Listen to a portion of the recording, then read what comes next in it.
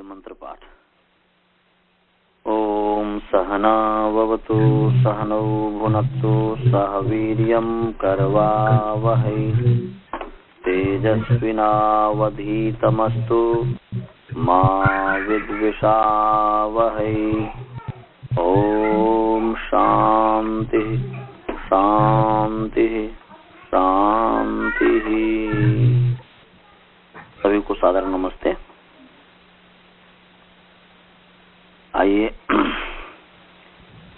By God's blessing, भगवान की कृपा से अब हम जो है शुरू कर रहे हैं वर्धन का पाठ। पिछले पाठ में यदि कोई शंका हो तो आप पूछ सकते हैं, या किसी भी प्रकार के कोई विचार देना हो वो भी आप दे सकते हैं। किसी तरह की शंका है? नहीं अच्छा। तो हमने स्वर कितने प्रकार का बताया था? गुण के आधार पर 7। गुण के आधार पर 7 है। सप्तधा स्वरा भवन्ति। तो यहाँ पर स्वर का मतलब वह वावेल नहीं लेंगे। स्वर मतलब यही 7 प्रकार के जो स्वर हैं, उदात्त, उदात्तर, अनुदात्त, अनुदात्त, स्वरित, स्वरितेय, स्वरितेय, उदात्त और श्रुति। 7 प्रकार के जो स्वर हैं, इसका यानी बोलने में जो लोच आता है, ये इसी पर उन्होंने बोला था ना वासुदेवन जी कि जो है संगीत के साथ स्वर और ये समान है, तो संगीत के साथ जोड़ सकते हैं, परंतु सारे गम पध निसा इसका मतलब नहीं है जी। उसके साथ उसमें सारे गम पध निसा में ये स्वर आता है, क्योंकि उसमें लोच है ना जी। तो उतार चढ़ाव इत्यादि है। तो इस पर जो है चर्चा चल रही थी और हमने बताया था कि जो ये उदात्त है, उदात्त की व्याख्या चल रही थी, इसी की चल रही थी ना जी। तो महर्षि पतंजलि जी ने उदात्त के संबंध में बताया है कि उदात्त किसे कहते हैं, उदात्त किसका नाम है। तो महर्षि पतंजलि जी कहते हैं आयामो दारुण्य मनुता खश्येति उच्चैः करानि शब्दस्य। ये महाभाष्य का वाक्य है। आयामो दारुण्य मनुता खश्येति उच्चैः करानि शब्दस्य। आयामो का पदच्छेद करेंगे इस वाक्य का। ये वार्तिक है समझ लीजिए, या महर्षि पतंजलि का वाक्य है। वाक्य तो वार्तिक ही होता है। तो आयामो दारुण्य मनुता खस्यति, पदच्छेद कीजिए आयामः दारुण्यम अनुता खस्य इति उच्चैः कराणि शब्दस्य। ये पदच्छेद हो गया। आयामः प्रथमा विभक्ति एक वचन है, दारुण्यम प्रथमा विभक्ति एक वचन है नपुंसकलिंग, अनुता प्रथमा विभक्ति एक वचन है स्त्रीलिंग, खस्य षष्ठी विभक्ति एक वचन है, इति अव्ययपद है, उच्चैः अव्ययपद है, उच्चैः कराणि एक साथ है, उच्चैः कराणि बहुवचन है, उच्चैः अव्ययपद है, कराणि जो है बहुवचन है, शब्द से षष्ठी एक वचन है। तो आयामः, आयाम का मतलब होता है गात्रानाम निग्रह, शरीर का निग्रह, शरीर का सख्त होना। जो संपूर्ण शरीर है उस संपूर्ण शरीर का निग्रह होना, दब सा जाना, सख्त हो जाना, ये आयामः का अर्थ है। तो इसका मतलब ये हुआ कि शब्द का जो उच्च ही करानी है, शब्द का जो उदात्त है, अर्थात शब्द का मतलब यहाँ पर अच लेंगे। अच जो है अच जो स्वर वर्ण है, उस स्वर वर्ण का जो उदात्त गुण है वह ये है कि जिसको उच्चारण करने में शरीर में जो है क्या हो, कड़ापन आ जाए, कड़ा हो जाए, सख्त हो जाए। ऐसे ही अणुता, दारुण्यम, स्वरस्य दारुणता, स्वर में रुक्षता पैदा हो जाए, स्वर में रुक्षता पैदा हो जाए, रूखापन आ जाए, कठोरता आ जाए। और अणुता खस्य मैंने खस्य अणुता, ख इति कंठस्य, खस इति कंठस्य। और कंठ का जो अणुता है, कंठ में जो सिकुड़ता, माने कंठ जो सिकुड़ जाए, कंठ जो दब जाए। अणु कहते छोटे को, अणुता माने छोटे का होना, अणु भाव कर्मवायति अणुता। तो कंठ के छोटे का होना अर्थात कंठ का सिकुड़ना, कंठ का संकोच होना, ये हो गया अणुता खास्य का अर्थ। इसको यदि पूरा सजा करके बोलें तो कहेंगे कि उदात्त उसको कहते हैं जिसमें शरीर में कड़ापन आ जाए, स्वर में रूखापन आ जाए और कंठ सिकुड़ जाए, उसको उदात्त कहते हैं। तो बोलते समय स्वर में रुक्षता आ जाएगी,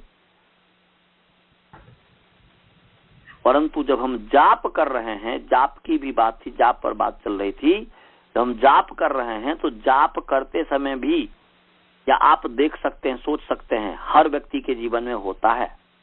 यदि हम किसी भी चीज का विचार कर रहे हैं तो विचार करते समय तो कभी तो ऐसा होगा कि एकदम शरीर ढीला हो जाएगा, एकदम शरीर शांत, और हम बोल नहीं रहे हैं मुख से, मन से विचार ही रहे हैं, परंतु मन से विचार करते करते करते क्या होता है, एकदम जो है शरीर में ढीला हो जाता है। और एक ऐसा विचार होता है कि हम विचार कर रहे हैं और शरीर में एकदम कड़ापन आ जाता है, शरीर भी कड़ा हो जाता है।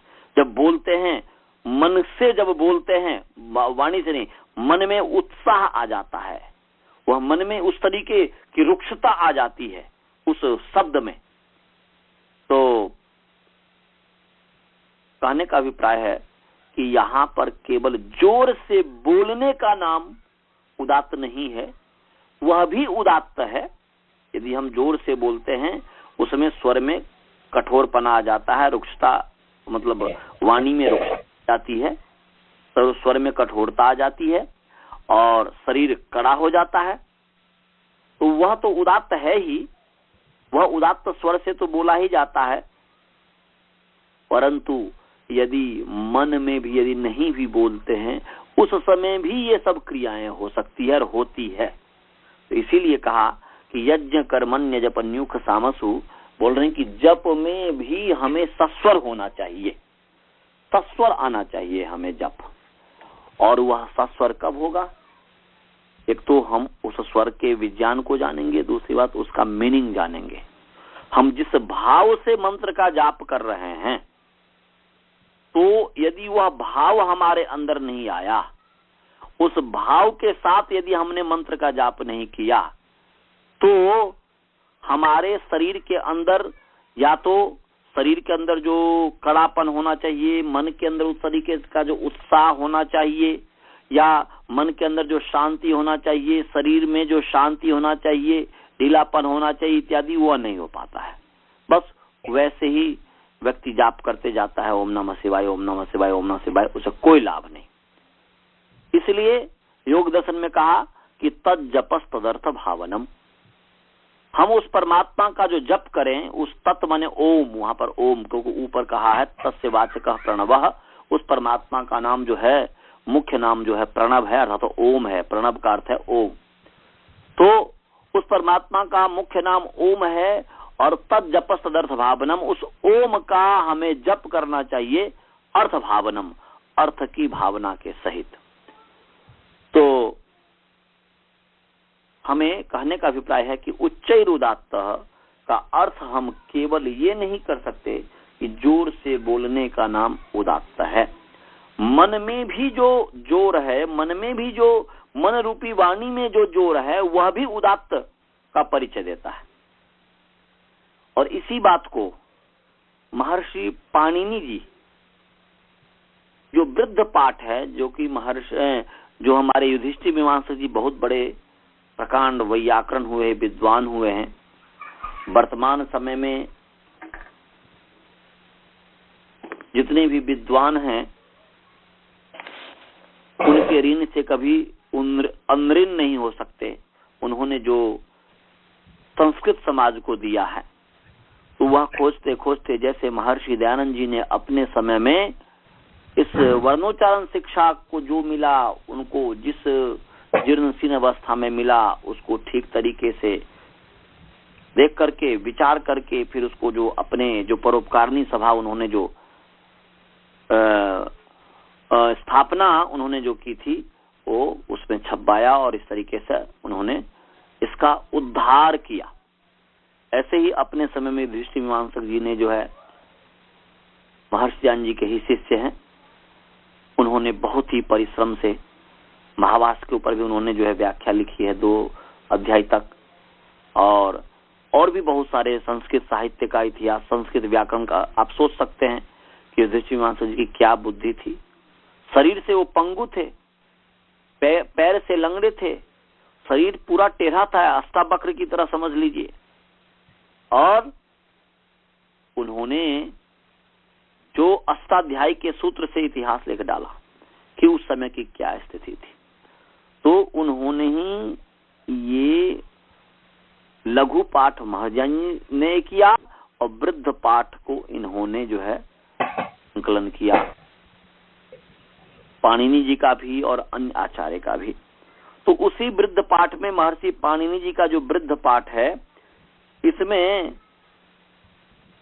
8वां अध्याय, 8वां जो प्रकरण है, उस 8वां प्रकरण के 21वां जो सूत्र है 21, उसमें उदात्त की परिभाषा दे रहे हैं महर्षि पाणिनि जी। उदात्त किसको कहते हैं? तो बोलते हैं, तत्र यदा सर्वांगानुसारी प्रयत्नस्तीव्रो भवति तदा गात्राणाम निग्रहः कंठबिलस्य चाल्पत्वं स्वरस्य च वायोस्तीव्रगतित्वाद् रौक्ष्यं भवति तम उदात्तम आचक्षते। उसको आचार्य लोग उदात्त कहते हैं। तम उदात्तम आचक्षते, तम माने उसको, उदात्तम माने उदात्त, आचक्षते माने आचार्य, आचार्य लोग कहते हैं। तो किसको उदात्त कहते हैं? तो ये पूरे स्वर विज्ञान की बात कर रहे हैं। वो पूरा इस क्रम से जब उसको पढ़ेंगे, हम पढ़ाएंगे ही, आपको साथ साथ इसको पढ़ाएंगे, तो आपको समझ में आएगा। इसमें भी है स्वर विज्ञान, कैसे कैसे वर्ण की उत्पत्ति होती है, जो कि आपने आत्मा बुद्धिया समेत अर्थान इत्यादि आपने पढ़ लिया हुआ है। तो बोल रहे हैं कि देखो, जब वो वर्णों के उच्चारण करने में, तत्र माने उसमें, वहां कहा? वर्णों के उच्चारण में। बोलते कि जब वर्णों के उच्चारण में, यदा माने जब, सर्वांगानुसारी प्रयत्न, हम जब उच्चारण करते हैं तो हमारे जितने भी अंग और उपांग हैं, इस अंग और उपांग के अनुकूल जो प्रयत्न है, अंग और उपांग के अनुसार जो प्रयत्न है, जो कोशिश है, यह जब प्रयत्न तीव्र होता है, जब तेज होता है, अधिक होता है यह प्रयत्न, तब क्या है? उस समय गात्रा नाम निग्रह, शरीर का निग्रह हो जाता है। इसलिए आयामः का अर्थ है गात्रा नाम निग्रह। हमने जो आयामः का अर्थ गात्रा नाम निग्रह कहा, इसी के आधार पर कहा कि शरीर में कड़ापन आ जाता है, शरीर का निरोध हो जाता है, शरीर का जो अंग और उपांग है इसका निरोध हो जाता है, अर्थात दब सा जाता है, अर्थात सानी यानी संपूर्ण शरीर जो है सख्त हो जाता है। और फिर बोलते हैं कंठ बिलस्य चाल्पत्वम। और कंठ का जो बिल है, कंठ का बिल का मतलब हुआ स्वर यंत्र रूपी जो मुख है, स्वर यंत्र रूपी जो मुख है, उस मुख का जो है अल्पत्वम, उसका जो विस्तार है वह कम हो जाता है, वह सिकुड़ जाता है, जिसको हम कहते हैं न्यूनी भवति। उसका जो आयाम है, उसका जो विस्तार है वह कम हो जाता है, न्यून हो जाता है। इसी को महाभाष्यकार कहते हैं कि दारुण्यम अनुता, सॉरी अनुता खस्य, खस्य अनुता, समृद्धता। अनुता माने समृद्धता। कंठ की जो समृद्धता है, कंठ का जो सिकुड़ना है, कंठ का जो समृद्ध होना है, कंठ का जो न्यून होना है, कम होना है, उसको उन्होंने कहा है अनुता खस्य। तो इसी को महर्षि पाणिनि जी, भगवान पाणिनि जी कहते हैं कंठ बिलस्य च अल्पत्वम। कंठ जो बिल है उसका जो अल्पत्व हो जाता है, कंठ बिल जो है कम हो, उसका जो विस्तार कम हो जाता है। और फिर बोल रहे हैं स्वरस्य च, और स्वर का क्या होता है, स्वर माने ध्वनि, स्वरस्य च वायु तीव्र गतित्वात्, वायु की जो तीव्र गति होती है, जब भी प्रयत्न होगा तीव्र गति होगा, तो वायु की जो तीव्र गति होती है, वायु जो भीतर से जो निकलता है, तो वायु में जब तीव्र गति होती है तो गति, तीव्र गति होने से ध्वनि में रुक्षता पैदा होता है। स्वरस्य च रौक्ष्यम भवति, वायु के तीव्र गति होने के कारण स्वर में रुक्षता पैदा हो जाता है। तो इस तरीके का जो ये सब कार्य होता है, तम उसको, अर्थात शरीर जो सख्त हुआ, कंठ का बिल जो सिकुड़ गया, उसका विस्तार जो न्यून हो गया, और वायु के गति, तीव्र गति होने के कारण जो स्वर में रुक्षता पैदा हुआ, उसको उदात्त कहते हैं, क्योंकि सब गुण है। इस प्रकार का जो गुण है, इस गुण को उदात्त कहा जाता है, और इस गुण से युक्त जो अच होता है उसको उदात्त अच कहते हैं। तो ये मौन में भी हो सकता है और ये बोल करके भी हो सकता है। तो इस सूत्र को महर्षि पाणिनि जी, भगवान पाणिनि जी के सूत्रों को, सूत्र, ये जो वर्णोच्चारण शिक्षा के सूत्र को ध्यान में रख करके, और महाभाष्यकार ने जो लिखा है उसको रख करके हमें उच्चैरुदात्त की व्याख्या करनी चाहिए। केवल मात्र उच्चैरुदात्त का शब्दार्थ मात्र, शब्दार्थ पर तो सब कुछ टिका ही हुआ है, परंतु सब जगह शब्दार्थ ही काम नहीं करता, शब्दार्थ पर ही आगे भावार्थ है। यदि शब्दार्थ नहीं आता तो भावार्थ नहीं आ सकता, इसलिए शब्दार्थ तो मुख्य है ही, शब्दार्थ को छोड़ करके हम भावार्थ नहीं कर सकते। इसलिए हमें शब्द का जो अर्थ जानना जरूरी है, और शब्द का अर्थ केवल मात्र उच्च ही माने जोर से यही नहीं होता। शब्द का अर्थ 3 प्रकार के अर्थ हैं, वो भी हमें जानना जरूरी है, हमें समझने का प्रयास करना चाहिए। वह 3 प्रकार का अर्थ है। एक अर्थ का नाम है वाच्यार्थ, दूसरा जो है, दूसरा तरीके का जो अर्थ है शब्द का, जिसको कहते हैं लक्ष्यार्थ, और तीसरा जो अर्थ है शब्द का उसको कहते हैं व्यंग्यार्थ। 3 प्रकार के अर्थ हो गए। हमने कहा वाच्यार्थ, तो वाच्यार्थ हम जैसे वाच्यार्थ में तो सीधे हुआ कि हमने शब्द बोला, उस शब्द का जो सीधे अर्थ निकला। हमने कहा अनंत, तो अनंत कहने से सीधे अनंत जो व्यक्ति है उसका नाम आ गया।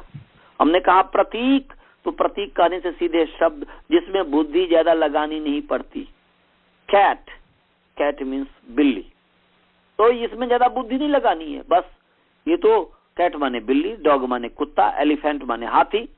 तो ये जो कैट, डॉग, एलिफेंट, इसका जो हम मीनिंग दूसरे भाषा में करते हैं, जो हम अर्थ कैट कहा और सीधे जो अर्थ आया सामने, तो वह इसको कहते हैं वाच्यार्थ। शब्द का अर्थ के साथ जब वाच्य वाचक संबंध होता है, वाच्य वाचक संबंध से जब शब्द अर्थ को कहता है, तो वह अर्थ वाच्यार्थ हो जाता है और वह शब्द जो है वाचक हो जाता है। तो वाचक और वाच्य, वाच्य अर्थ, वाचक शब्द। तो शब्द भी हो गया 3 प्रकार का, अर्थ भी हो गया 3 प्रकार का। उसमें से एक जो अर्थ हुआ जिसका नाम है, पहला अर्थ है वाच्यार्थ। वाच्यार्थ पर ही आगे लक्ष्यार्थ और व्यंग्यार्थ निर्भर है और वह वाचक शब्द हो गया। और वाचक शब्द ही व्यंजक भी हो जाता है, लक्षक भी हो। शब्द तो वही रहेगा, शब्द अलग अलग नहीं होगा, शब्द वही एक ही शब्द रहेगा। उसी शब्द का हम वाचक रूप में जब प्रयोग करेंगे तो वह वाचक हो जाएगा। यदि उसको हम लक्षक के रूप में प्रयोग करेंगे तो वह लक्षक शब्द हो जाएगा और व्यंजक के रूप में प्रयोग करेंगे तो वह व्यंजक शब्द हो जाएगा। तो शब्द से जो सीधे अर्थ का बोध होता है उसको कहते हैं वाच्यार्थ। दूसरा है लक्ष्यार्थ। लक्ष्यार्थ का जो मतलब होता है, शब्द वही रहता है परंतु जब वह शब्द का जो अर्थ है वह अर्थ जिसके लिए हम प्रयोग करना चाह रहे हैं उस अर्थ को नहीं दे रहा है, तब उसमें जो है हमें बुद्धि का व्यायाम करना होता है, बुद्धि का प्रयोग करना होता है। जैसे हमने कहा कि गंगा याम घोषः, ऐसा प्रयोग किया, या कहा मंचाः क्रोशन्ति, अहम ब्रह्मास्मि, ये सब वाक्य हुआ। अहम ब्रह्मास्मि, मंचाः क्रोशन्ति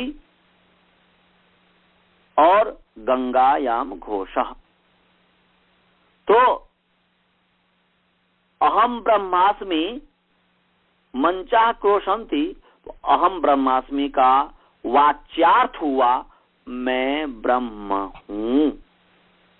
गंगायाम घोषः का वाच्यार्थ हुआ गंगा में झोपड़ी है। और ऐसे ही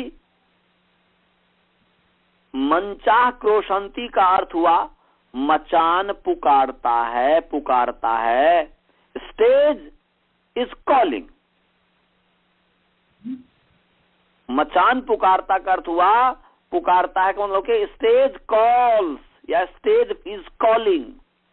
अहम ब्रह्मास्मि का अर्थ हुआ कि आई एम गॉड। और गंगायाम घोषः का अर्थ हुआ हट इज इन द गंगा। ये वाच्यार्थ है।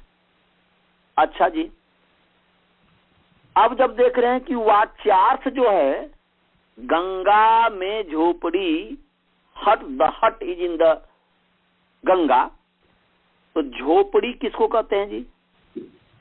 झोपड़ी तो हुआ वह जो फूस का जो छोटा सा बना हुआ रहता है उसका नाम है झोपड़ी। तो अब यहां पर बुद्धि का व्यायाम करना होता है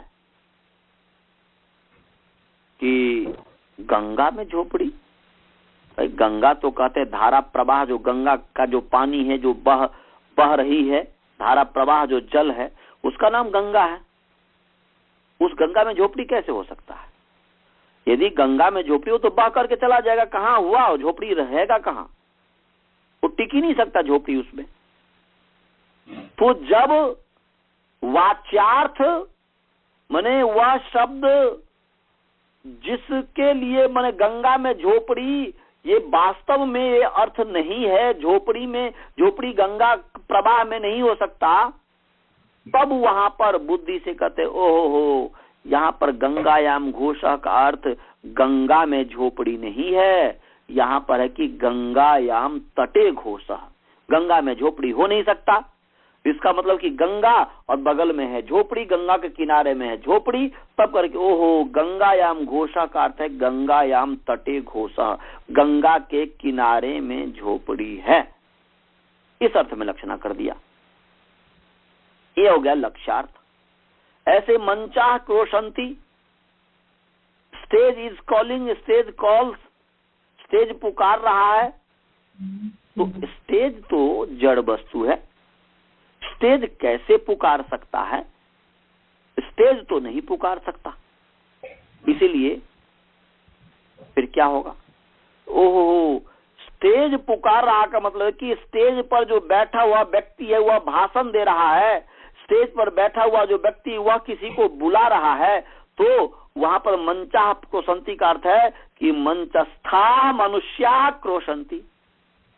मंचस्थ जो मनुष्य है वह क्रोश कर रहा है, वह बुला रहा है, वह भाषण दे रहा है, वह लेक्चर दे रहा है, ये इसका अर्थ है। तो जब वह जहां पर वाच्यार्थ नहीं हो पाता, वाच्यार्थ से अर्थ ठीक तरीके से जब नहीं निकल पाता है, तब वहां पर लक्ष्यार्थ करते हैं। तो मंचाह का अर्थ हुआ मंचस्था क्रोशंती, मंचस्था मनुष्या क्रोशंती। ऐसे कि अहम ब्रह्मास्मि, अहम ब्रह्मास्मि का अर्थ है आई एम गॉड। अहम ब्रह्मास्मि का अर्थ है कि आई एम गॉड, मैं गॉड हूं। तो अब मैं गॉड हूं, तो फिर हम जब देखते हैं कि क्या मैं गॉड हूं, क्योंकि गॉड जो है तो गॉड उसको ही कहते हैं जिसके पास यत किंचित लंग मने शंका पंक कलंक लेश मात्र भी जहां पर दुख न हो, यत किंचित लेश मात्र भी जिसमें दुख न हो, उसका नाम ब्रह्म है। यत किंचित लेश मात्र, वो तो बहुत की तो बात छोड़ दीजिए, ब्रह्म की व्याख्या यही है, ब्रह्म उसी का नाम है। यदि जिसको दुख हो उसको ब्रह्म कहते हैं, तो वैसे ब्रह्म से हमें क्या लेना देना? जिसके पास दुख है उस ब्रह्म के पास से हमें क्या लेना देना? हमें यदि जरूरी है कि हमें किसी से धन लेना है, पैसे की हमें आवश्यकता है, और यदि मान लीजिए कि जिसके पास जो करोड़पति है, अरबपति है, जिससे हमें पैसा मिलेगा, जो धनवान होगा उसके पास जाएंगे, उससे हमें लेना देना। परंतु जो गरीब है, जो दरिद्र है, जिसके पास कुछ है ही नहीं, उसके पास जाकर के हम क्या मांगेंगे? धन, कि हमें 1 करोड़ रुपया दे दो मंदिर बनाने के लिए। तो ऐसे ही जाया वही जाता है जिसके पास जो कुछ होता है, मांगा वही जाता है जिसके पास जो कुछ होता है। तो यदि दुख जिसके पास हो वही ब्रह्म है, तो हम स्वयं दुखी हैं, तो हम फिर कैसे हम उससे मांगेंगे? तो इसीलिए ब्रह्म उसी का नाम है जिसके पास यत किंचित लेश मात्र भी दुख नहीं है। ब्रह्म उसी का नाम है जो हर जगह है। ब्रह्म उसी का नाम है जो हर कुछ जानता है, सब कुछ जानता है, तो वह उसका नाम परमात्मा है। अब हम घटाते हैं अपने में कि भाई क्या हम सब कुछ जानते हैं? हम क्या योगी बन जाते हैं तब भी हम सब कुछ जानते हैं? हम सब कुछ नहीं जानते। हमारे पास दुख की भरमार है, क्योंकि संसार में जो भी जन्म लिया है, महर्षि पतंजलि जी कहते हैं, जिन्होंने क्या बोलते हैं व्याकरण महाभाष्य जिन्होंने लिखा, अष्टाध्यायी के ऊपर व्याख्या लिखी, और वह जो योग दर्शन की व्याख्या लिखते हैं, योग दर्शन का सूत्र लिखते हैं, तो कहते हैं कि क्लेश कर्म विपाक परिणाम ताप संस्कार गुण वृत्ति विरोधाच दुखमेव सर्वम विवेकिना। ऐसा कहते हैं कि परिणाम ताप संस्कार गुण माने 4 प्रकार के जो दुख हैं, परिणाम ताप संस्कार और गुण वृत्ति अविरोध। गुण वृत्तिया विरोध बोलते, परिणाम ताप संस्कार गुण वृत्तिया विरोध माने 4 प्रकार के जो दुख हैं, वह संसार में जो भी जन्म लिया है, चाहे वह सामान्य से सामान्य व्यक्ति हो और बड़े से बड़े योगी क्यों न हो जाए, उन सब के पास 4 प्रकार का दुख है ही। जिसने जन्म लिया उसके अंदर 4 प्रकार का दुख है ही, इस दुख से कभी हट ही नहीं सकता। तो जब इस तरीके की बात है, तो और परमात्मा उसी का नाम है जो उसके पास यत किंचित लेश मात्र भी दुख नहीं हो। परमात्मा उसका नाम है जिसके पास अविद्या अस्मिता राग द्वेष अभिनिवेश कभी कोई क्लेश ही नहीं हो। भगवान उसी का नाम है जो कर्म जो है शुक्ल और अशुक्ल, कुशल और अकुशल कर्म से जो परे हो। भगवान उसका नाम है जो कुशल और अकुशल कर्म का परिणाम जो जन्म आयु भोग है उससे परे हो। तो और भगवान उसी का नाम, तो ईश्वर उसी का नाम है, गॉड उसी का नाम है जो उसकी अर्थात कुशल अकुशल जो कर्म किया उसका जो रिजल्ट निकला जन्म आयु भोग, और उस जन्म आयु भोग से जो वासना बनती है, जो संस्कार बनता है, उस संस्कार से भी जो परे हो उसका नाम ईश्वर है, उसी का नाम गॉड है, उसी का नाम परमात्मा है।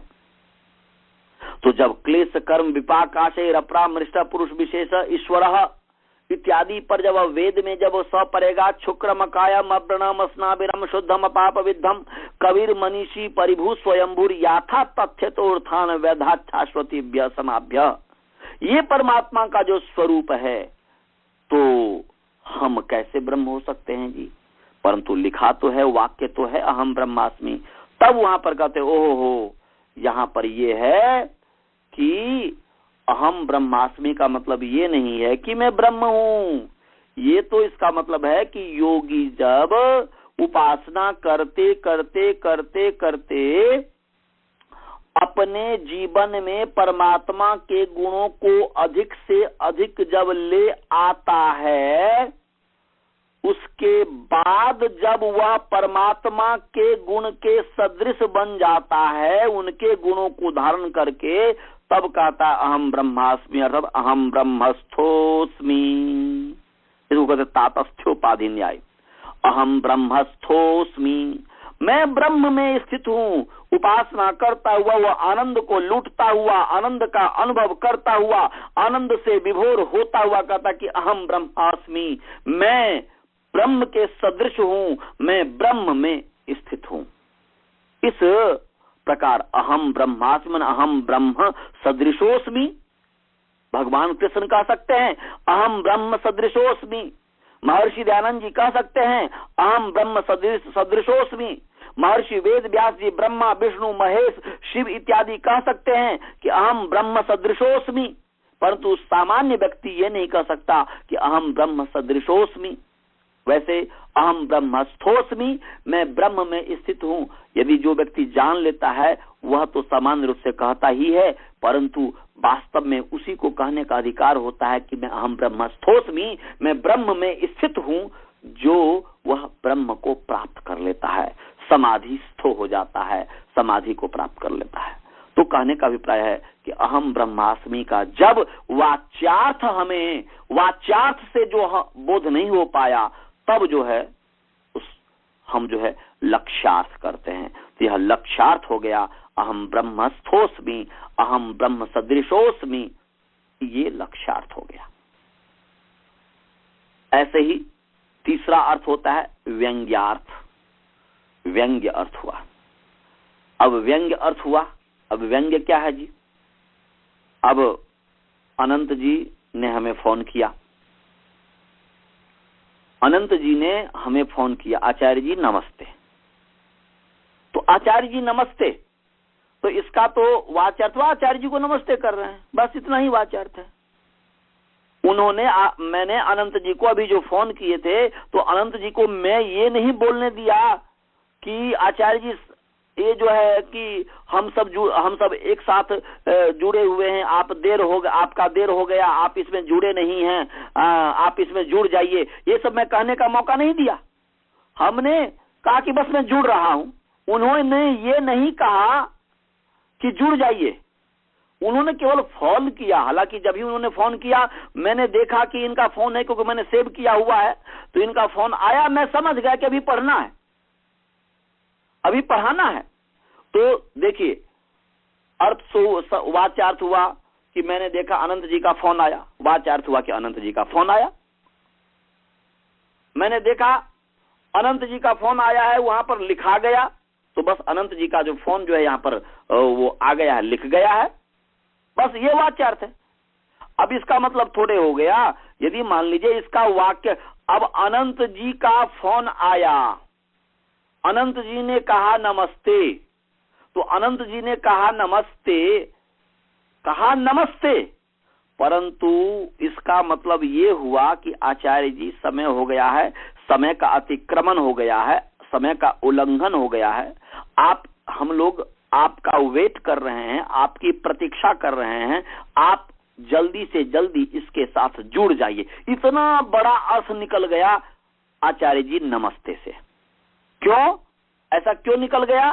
क्योंकि नियम है कि हर रविवार को और हर बुधवार को 8 बजे जो है नियम है पठन पाठन का, व्याकरण का, जो अष्टाध्यायी की जो भूमिका है उसके पठन पाठन का। तो इसीलिए एक जब नियम रूल्स हो गया, एक नियम में जब हम बंध गए, हम सब जब बंध गए हैं तो बंध गए, उसके बाद नमस्ते का मतलब ये हो गया, इतना बड़ा क्या चाहिए जी समय हो गया, आप समय का अतिक्रमण कर गए, आपका उल्लंघन कर गए, हम लोग प्रतीक्षा कर रहे हैं, आप जुड़ जाइए।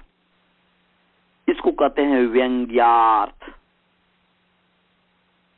ये वाच्यार्थ से बोध नहीं होगा, ये व्यंग्य अर्थ। कहा जा रहा है कुछ, कहा जा रहा है नमस्ते, निकल रहा है क्या क्या क्या अर्थ।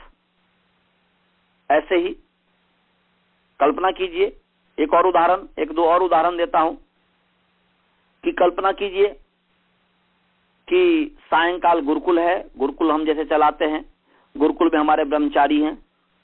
अब जो है ब्रह्मचारी कल्पना कीजिए गौ को चराने के लिए गए हुए हैं।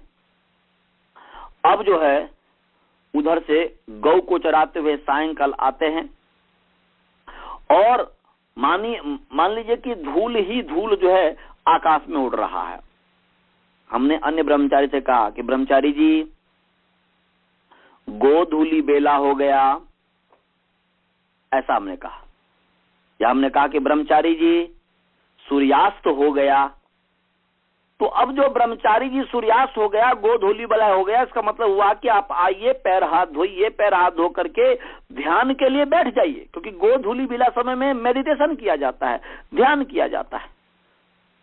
मैं कहूंगा ब्रह्मचारी जी उत्तिष्ठ, ब्रह्म मुहूर्त हो गया, तो ब्रह्म उत्तिष्ठ भी नहीं कहेगा, ब्रह्म मुहूर्त हो गया ब्रह्मचारी जी। इसका मतलब हुआ कि अब उठ जाइए, उठ करके पानी इत्यादि प्रार्थना कीजिए, पानी इत्यादि पीजिए, शौच इत्यादि जाइए, शौच इत्यादि करके स्नान कीजिए, स्नान करके आइए, संध्या में बैठ जाइए, हवन इत्यादि कीजिए। इतना बड़ा अर्थ हो गया, इसको कहते हैं व्यंग्यार्थ। एक और उदाहरण दे रहा हूं व्यंग्यार्थ का। एक नायक और नायिका है। इन नायक नायिका एक काव्य प्रकाश का उदाहरण है। ये एक नायक और एक नायिका है। नायक और नायिका आपस में बातचीत करना चाहते हैं, आपस में मिलना चाहते हैं, परंतु आपस में मिलेंगे तो बदनामी हो जाएगी। एक ही गांव में रहते हैं या आसपास के गांव में रहते हैं।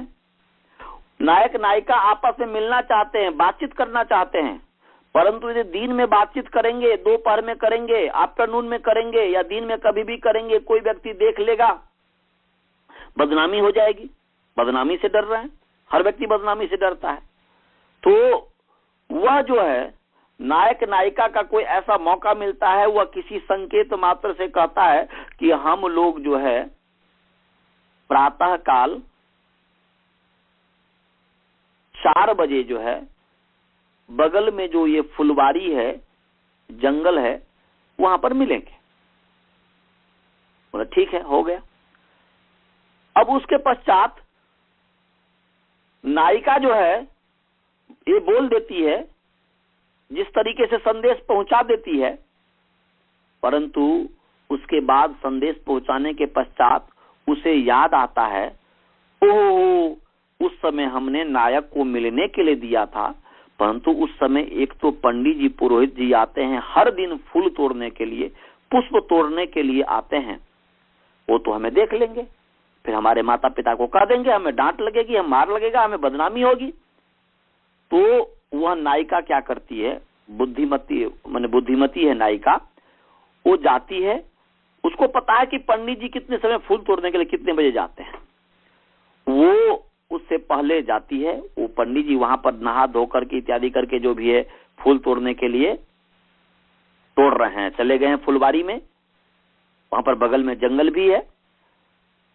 और उसी समय नायिका जो है वह निकलती है और वहां पर जाकर के शौच इत्यादि करके और जो भी है नहाना इत्यादि है, क्योंकि उसको दिखाना तो है, तो एक करके और वह जो है पंडित जी के साथ मिल जाती है और उसको भी फूल तोड़ तोड़ करके उसको देने लग जाती है। वो सोचते हैं, पुरोहित जी सोचते हैं, पंडित जी सोचते हैं कि वो ये है, ये बेटी है, गांव की हमारी बेटी है, जानते ही हैं, और ये स्नान इत्यादि से पवित्र है ही, इस फूल तोड़ रही हमें सहयोग करिए, बहुत बहुत बहुत बहुत धन्यवाद बेटी, बहुत बहुत धन्यवाद बेटी। और वो बातचीत में नायिका करे कि पंडित जी निश्चिंत से हम लोग फूल तोड़ेंगे, डरने की कोई बात नहीं है, निश्चिंत से फूल तोड़िए, डरने की कोई बात नहीं है। कुत्ता मर गया, शेर ने मार दिया, बस ये बोलने की पंडित जी डरिए नहीं, निश्चिंत से फूल तोड़िए, कुत्ता मर गया, बाघ ने मार दिया। जब ये 2-3 बार वो रिपीट करती है, उसके कान में जब जाता है तो बोलते क्या बोली बेटी? बोले कि डरने की कोई बात नहीं है, कुत्ता मर गया, निश्चिंत से फूल तोड़िए, बाघ ने मार दिया। बोले कि किसने मारा? बाघ ने मार दिया। कहाँ है? बोल के यही बगल में जंगल है, जंगल मेरा जो बाघ है इसने इसको मार दिया, कुत्ता को मार दिया। अब देखिए शब्दार्थ क्या है? शब्दार्थ तो वाच्यार्थ तो है कि पंडित जी निश्चिंत से फूल तोड़िए, डरने की कोई बात नहीं, कुत्ता मर गया, बाघ ने मार दिया। इसका मतलब क्या हुआ? इसे कहना क्या चाह रही है? वो कहना उनके कमी को जानती है कि कुत्ता से बहुत ही डरते हैं, तो वह उनके कमी को देख करके ऐसे वाक्य का प्रयोग कर रही है, परंतु उसका मतलब निकलता है कि आप भाग जाइए, यहां से चले जाइए, और वो उसको भगा देती है, और फिर नायक आता है और फिर आपस में मिलते हैं। तो कहने का अभिप्राय है कि व्यंग्यार्थ जो होता है वैसे एक शब्द के एक वर्ण पर भी टिका हुआ रहता है, वर्ण पर भी व्यंग्यार्थ होता है। यदि आप कभी भाव प्रकाश, यदि आपको मौका मिला मुझसे पढ़ने का, तो आपको समझाएंगे कि वो जो है एक वर्ण के ऊपर भी व्यंग्यार्थ रहता है, पूरे शब्द पर भी व्यंग्यार्थ रहता है। तो वाच्यार्थ भी दे सकता है, व्यंग्यार्थ भी दे सकता है, इस तरीके का भी होता है। तो कहने का अभिप्राय है कि 3 प्रकार का अर्थ है, तो 3 प्रकार का वही शब्द बन जाता है, और वह वाच्य अर्थ का वाचक जो शब्द है, वह जो वाच्य अर्थ का बोध कराता है, वह अभिधा शक्ति से बोध कराता है। लक्षक जो वही शब्द बन जाता है, तो लक्षक जो है लक्षणा शक्ति से लक्ष्य अर्थ का बोध कराता है, और व्यंजक जो शब्द है वह व्यंजना शक्ति से व्यंग्य अर्थ का बोध कराता है। तो ये तरीका है अर्थों का बोध कराने का।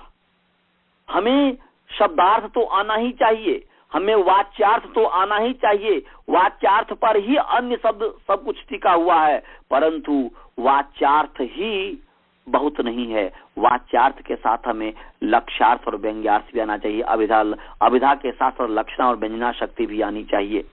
तो ऐसे ही उच्चैर उदात्तः जो है, ये उच्चैर उदात्तः का जो वाच्यार्थ तो है जोर से बोलना उदात्त है। उच्चैर उदात्तः का अर्थ है कि जोर से बोलना उदात्त है। तो जब जोर से बोलना उदात्त है, ये जब लेंगे तो ठीक है जी। इसमें क्या है? इसमें वाच्यार्थ भी है और लक्ष्यार्थ भी है, वाच्यार्थ भी है, लक्ष्यार्थ भी है और व्यंग्यार्थ भी है। ये व्यंग्यार्थ ही समझ लीजिए, व्यंग्यार्थ है। इसमें क्या है? जोर से बोलना उदात्त है। तो क्या हुआ जी? हम जब व्यक्ति जोर से चिल्लाता है, जब जोर से बोलता है, तो क्या होता है? स्वर में रूखापन आता ही आता है। जब जोर से व्यक्ति बोलता है तो क्या होता है? शरीर में कड़ापन आता ही आता है। तो शरीर में कड़ापन आता ही आता है। जोर क्या बोलते हैं कि जोर से बोलते हैं, स्वर में रूखापन आता ही आता है। जब जोर से बोलते हैं तो कंठ सिकुड़ता ही सिकुड़ता है। तो ये सब तो होता ही होता है। इसलिए उच्च ही का ये सब अर्थ हो गया। उच्च ही का ये सब व्यंजना जो व्यंग्य है, ये व्यंग्यार्थ सब हो गया। क्योंकि कंठ का सिकुड़ना, शरीर का कड़ा होना, कंठ क्या बोलते हैं कि स्वर माने कंठ का सिकुड़ना, स्वर में रुक्षता पैदा होना और शरीर का सख्त हो जाना, ये सब उच्च ही का अर्थ हो गया, ये व्यंग्यार्थ हो गया। तो उन सभी को लेकर के ये लगे। अच्छा, दूसरी बात क्या है कि जैसे शरीर में कड़ापन होता है जब जोर से बोलते हैं तब, गुस्साते हैं तब, आश्चर्यजनक कोई भी वाक्य प्रकट करते हैं तब, ये सब में उदात्त से व्यक्ति बोलता है। तो ऐसे ही जब हम वाणी से नहीं बोलते हैं, उस समय भी जो मन ही मन जब आश्चर्य रूपी वाक्य प्रकट हो रहा होता है, उस समय जब उत्साह का वाक्य प्रकट हो रहा होता है, तब भी शरीर कड़ा हो जाता है।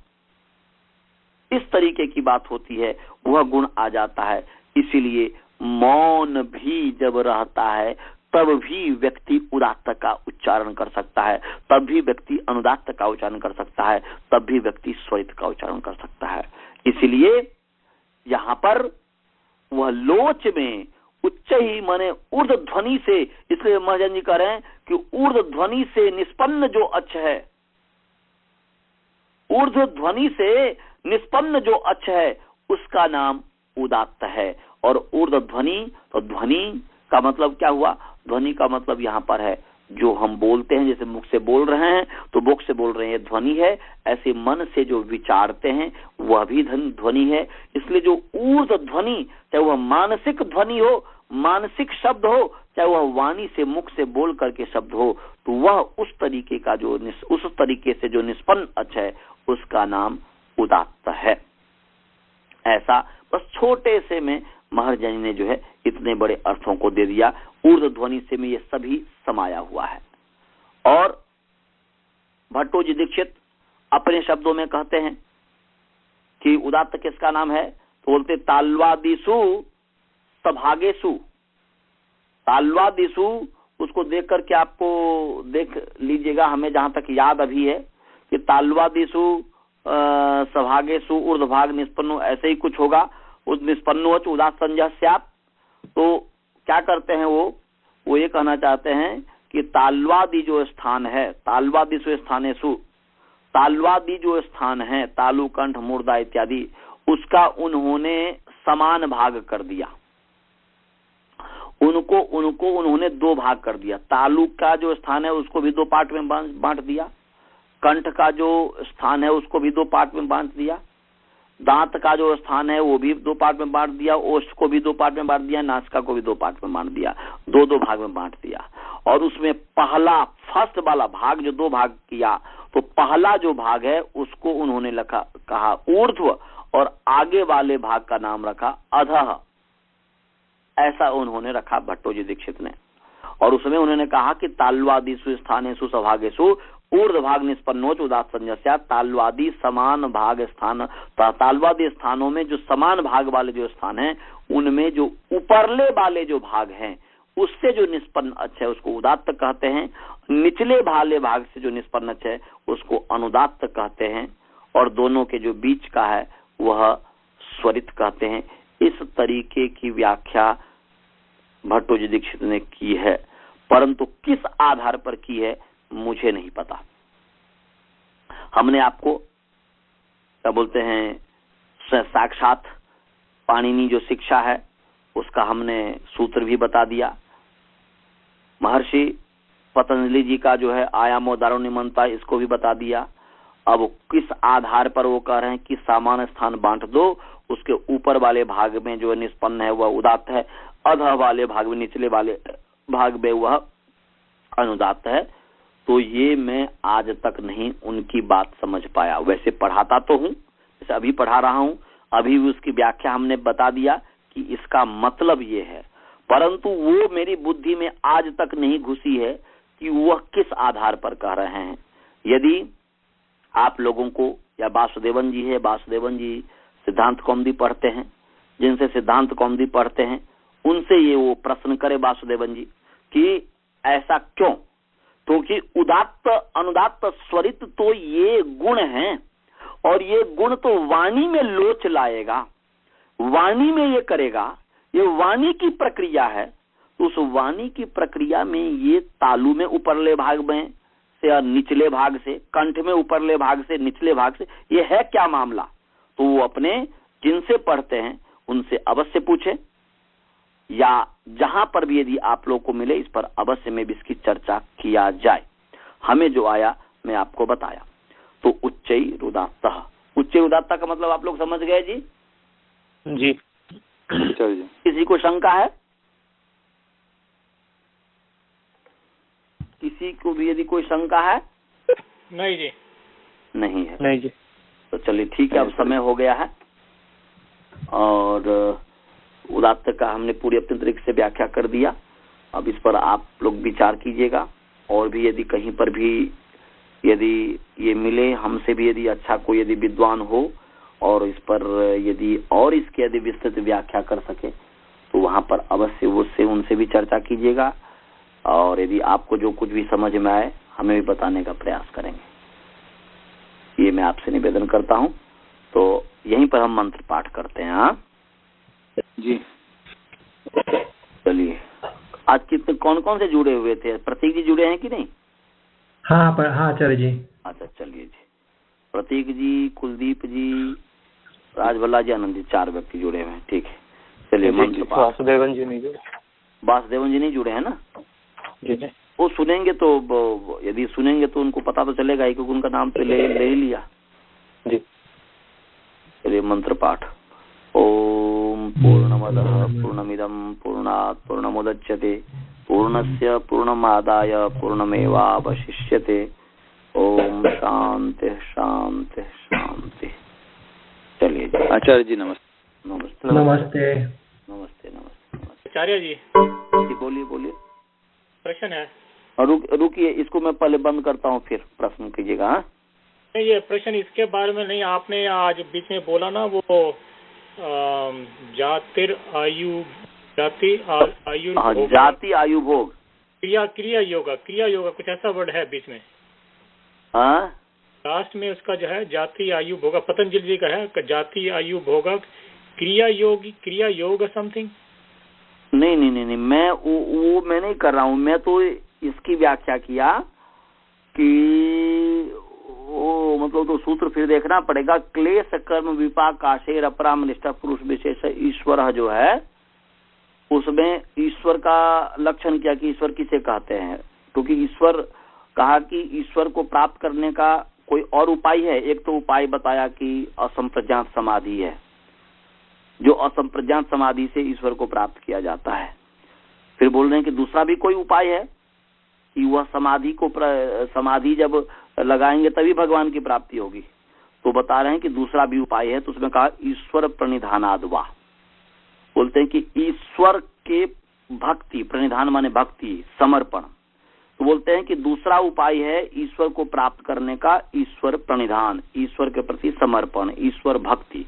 तो बोल रहे हैं कि भाई ईश्वर के प्रति जो भक्ति करनी है तो वह ईश्वर क्या है, किस ईश्वर की हमें भक्ति करनी है, किस ईश्वर की हमें भक्ति करनी है, किस ईश्वर के प्रति समर्पण करना है। तो उसी पर आगे सूत्र लिखे हैं महर्षि पतंजलि जी की, क्लेश उस ईश्वर की भक्ति करो जो क्लेश कर्म विपाक आशय अपराम। क्लेश कर्म विपाक, क्लेश हुआ अविद्या अस्मिता राग द्वेष अभिनिवेश, कर्म हो गया कुशल और अकुशल कर्म, उस कुशल और अकुशल कर्म का परिणाम है विपाक, जिसको कहते हैं फल, उसका फल है विपाक, और विपाक का नाम है फल। फल क्या है? तो अच्छे और बुरे कर्म का परिणाम है जाति आयु भोग, माने जन्म आयु भोग। उसी के आधार पर हमें जाति मिलती है, अर्थात मनुष्य जाति मिलती है, पशु जाति मिलती है, ये सब जाति मिलती है, माने जन्म जिसको कहते हैं जन्म। और उसी के आधार पर आयु भी मिलती है। कुत्ते का वर्ष जो है 14 वर्ष है, 13 वर्ष है, मनुष्य का वर्ष 100 वर्ष है एवरेज, ऐसे ही कछुआ का वर्ष 300 वर्ष है। तो ये तो जन्म भी, आयु भी और भोग भी उसी तरीके का भोग मिलता है। हम यदि कुछ ऐसा अकुशल कर्म किए जिसके कारण बाघ मिल गया और उसका भोग मिल गया कि वह जो है किसी को मार करके खाओ, इत्यादि इत्यादि। तो ये हमने बताया था। और फिर उससे जो वासना बनती है चित्त के अंदर, तो ये सबसे जो अपरामृष्ट है उसी का नाम ईश्वर है। तो इस पर कहा था कि ईश्वर उसी को कहते हैं जो कभी जन्म नहीं लेता। यही बात का मैंने उस ईश्वर की भक्ति की बात कर रहे हैं महर्षि पतंजलि जी। इस ईश्वर की भक्ति करो जो अविनाशी है, जो कभी जो जिसके पास कोई क्लेश नहीं है, जो कभी जन्म नहीं लेता है, जो निराकार ब्रह्म है, उसकी भक्ति करोगे तब तुम्हें ईश्वर की प्राप्ति होगी। तुम मूर्ति पूजा करोगे तुम्हें भक्ति ईश्वर की प्राप्ति नहीं होगी।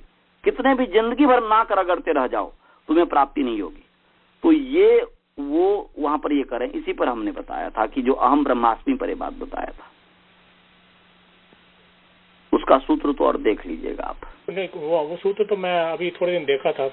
वो क्रिया योगा जो आप कर रहे हैं, तपा स्वाध्याय ईश्वर प्रणिधानानि क्रिया योगा, ये है। वो क्रिया योगा है। वो क्रिया योग किसको कहते हैं, वो तो दूसरी चीज है। क्रिया योग किसको कहते हैं, तो बोलते तप, स्वाध्याय और ईश्वर प्रणिधान। इन तीन चीज का नाम, तीन समुदित का नाम क्रिया योग है। लोग आजकल दुनिया में ना क्रिया योग, ये राजयोग कर रहे हैं, ये क्रिया योग कर रहे हैं, ये कर रहे हैं। ये जितने भी समाज में क्रिया योग नाम से, राजयोग नाम, माने कोई योग नाम से जो सब लोगों को बेवकूफ बनाने का एक धंधा खोल रखा है और कुछ नहीं है। चाहे वह स्वामी रामदेव जी हो, चाहे कोई भी देव जी हो। तो इसीलिए तपः, स्वाध्याय और ईश्वर प्रणिधान, इनका नाम ही क्रिया योग है। इसके अलावा और जो है वह क्रिया योग नहीं है, जो कि लोग सिखाते हैं। तो ये जो कि लोग रितम तपः और सत्यम तपः, सत्यम मीन सच बोलना, रितम का क्या मतलब हुआ? अच्छा, रितम च सत्यम च, रितम और सत्यम में अर्थ अंतर यह है कि सत्य का तो मतलब ये हुआ कि जिस वस्तु का जैसा स्वरूप है उसको उस तरीके से समझना, और रित का मतलब होता है कि ज्ञान। रित का मतलब होता है परमात्मा का कानून, परमात्मा का नियम। रितम च सत्यम च अभिधात, परमात्मा ने रित को भी बनाया है और सत्य को भी बनाया है। तो सत्य का अभिप्राय यह हुआ है कि वह प्रकृति से उत्पन्न जितने भी चीज हैं वह सब जो है सत्य है, और उस सत्य में जो कानून है, जैसे पृथ्वी सूर्य के चारों ओर चक्कर लगा रही है, एक नियम है। ऐसे चंद्रमा पृथ्वी के चारों चक्कर लगा रहा है, एक नियम है, एक रूल्स है। ऐसे ही सौर परिवार भी अपने माने सूर्य जो है, सूर्य भी अपने अक्ष पर घूमता हुआ माने घूम रहा है और अपने सौर परिवार को लेकर के भी और किसी का चक्कर लगा रहा है। ये जो नियम है, रूल्स हैं, ये रित है। सत्य हो गया सूर्य, सत्य हो गया पृथ्वी, सत्य हो गया चंद्रमा। माने ये सब जो प्रकृति से उत्पन्न जितने भी बुद्धि से लेकर के और पृथ्वी जल अग्नि वायु आकाश के जो परमाणु हैं और जो है, ये हो गया सत्य। और इसके अंदर जो भी कानून है, इसके अंदर जो भी नियम है, इसके अंदर जो भी रूल्स हैं, वो है रित। और दूसरा परमात्मा का जो कानून वेद है वह है रित।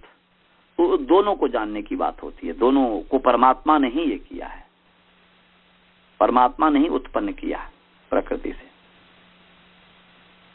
और कोई प्रश्न? कुछ आचार्य लोग वो बोलते हैं, कुछ ये जो क्या कुछ आचार्य लोग क्या बोलते हैं? जाति आयु जो भोग बोला ना, वो बोलते हैं कि आयु मतलब कितनी आदमी को आयु मिलेगी इस उस जन्म में। क्या बोल रहे हैं? जाति की आयु नहीं, उस व्यक्ति को कितनी आयु मिलेगी, क्या ये ठीक? नहीं, वो जो भी जन्म लिया है, जाति की नहीं, जो भी चाहे मनुष्य जन्म लिया या पशु जन्म लिया या पशु कोई बग रूप में जन्म, कीड़े में जन्म लिया, जो जिस रूप में जन्म लिया वो सब जाति है। जाति माने जन्म। तो जो जिस रूप में जन्म लिया है, मनुष्य रूप में हमने जन्म लिया, तो मनुष्य के साथ हमें आयु मिलती है कि नहीं मिलती है? पर कुछ लोग जल्दी चले जाते हैं, कुछ लोग बाद में जाते हैं, तो वो भी निर्धारित है क्या? नहीं, निर्धारित नहीं है, निर्धारित नहीं है, वो निर्धारित नहीं है। अब मान लीजिए कि एक एवरेज है कि कुत्ते को जो है 16 वर्ष तक जीता है, और किसी ने उसको सिर पे दे मारा और एक ही दिन में मर गया। तो एक जो एवरेज जो आयु है, वह एवरेज आयु लिया गया है कि जैसे पश्येम शरद शतम जीवेम शरद शतम। हर व्यक्ति, आप साइंस का युग है, साइंस ने इस चीज को एवरेज बना दिया हुआ कि कुत्ते की इतनी आयु है, बिल्ली की इतनी आयु है, इसकी इतनी आयु है, एक एवरेज है। इसका मतलब ये नहीं कि वो पहले नहीं मर सकता। आयु निश्चित नहीं है, आयु अनिश्चित है, बढ़ भी सकता है, घट भी सकता है। यहाँ पर आयु का मतलब यही है कि जो जिस योनि में है उस योनि में जो सामान्य रूप से जो उसकी आयु बने, आयु तो मिलेगा ही, चाहे कम मिले चाहे ज्यादा मिले, वह एक ही दिन जीता है। आज जन्म लिया, आज बच्चा ने मनुष्य जन्म लिया और कल मर गया, तो इतने दिन की आयु हुई है, तो आयु तो हुई ही।